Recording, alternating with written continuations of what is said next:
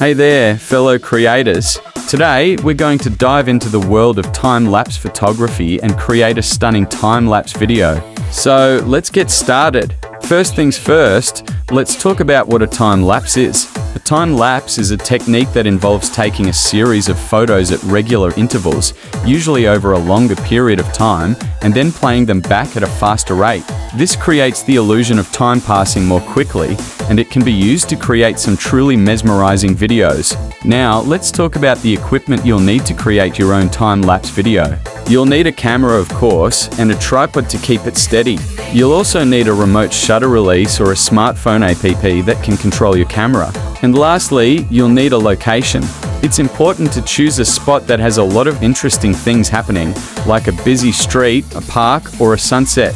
Once you've got your equipment and location sorted, it's time to start shooting.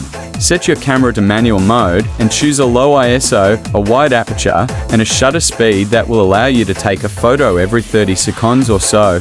This will give you a smooth, natural-looking time-lapse. Now, sit back and let your camera do its thing. Once you've got your photos, you can use a time-lapse app or software to put them together and create your final video.